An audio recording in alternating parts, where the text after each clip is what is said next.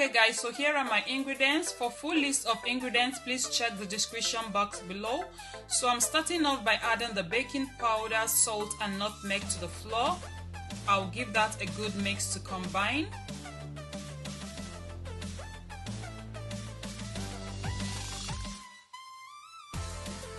So next I'm going to go ahead and add in the sugar, then mix that in as well.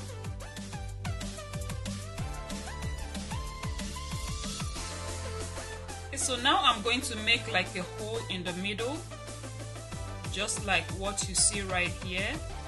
Next I'm going to beat 2 eggs, then pour it right into the center.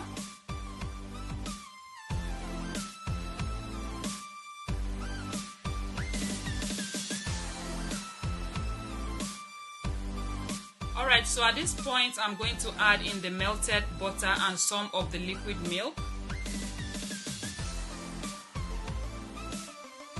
I always like adding my liquid bit by bit in order not to overwater my butter and also to end up with the right consistency. Now I'll give that a good mix. So I'm going to tell you guys the secret to achieve a rocky, cracked, crunchy buns. If you want to achieve a rocky, cracked, crunchy buns, guys, make sure all your liquid are chilled. Yes guys, as in chilled. Make sure even your eggs are chilled. The only thing that should be in room temperature should be your melted butter. Trust me guys. So now I'm going to be adding in some water, and you can use only milk. You can use a combination of water and milk, and you can also use only water. But believe me, when you use only water, you're not going to get that, you know, your buns is not going to be that rich, if you understand what I mean. So now I'm just going to keep mixing until I get to my desired consistency.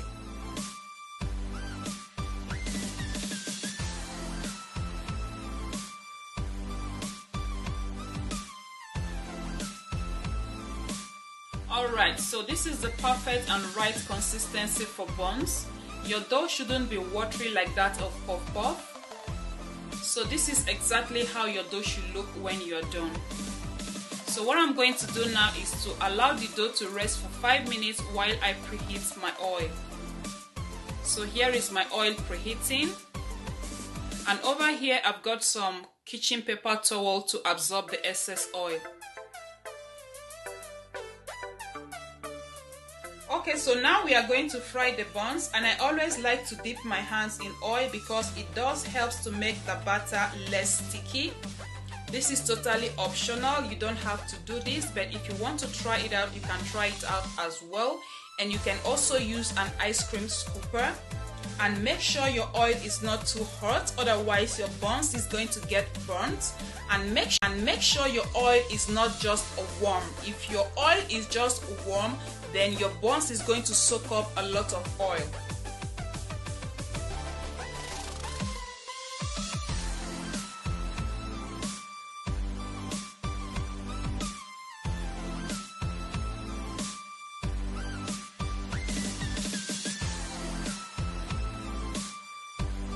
So when you are done scooping in the butter, you are going to allow it to fry for between 15 to 20 minutes.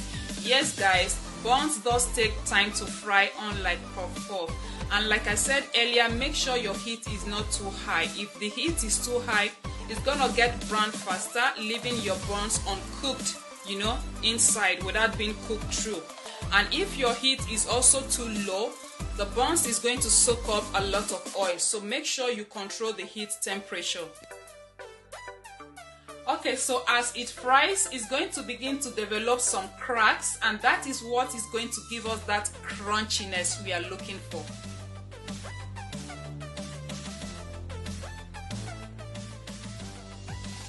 Now take a look. Do you see those crunch? Yes guys, the buns is already speaking for itself. I don't need to speak much. They look so crunchy.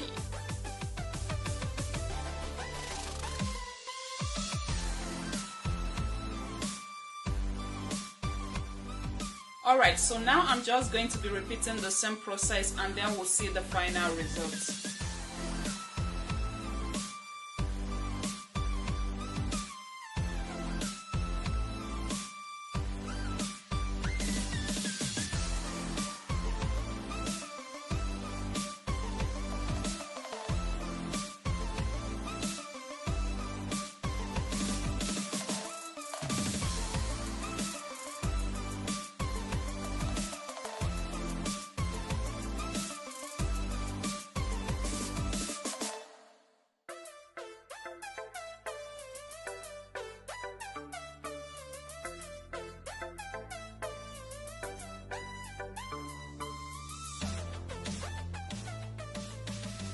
So this is the final look of our crunchy buns.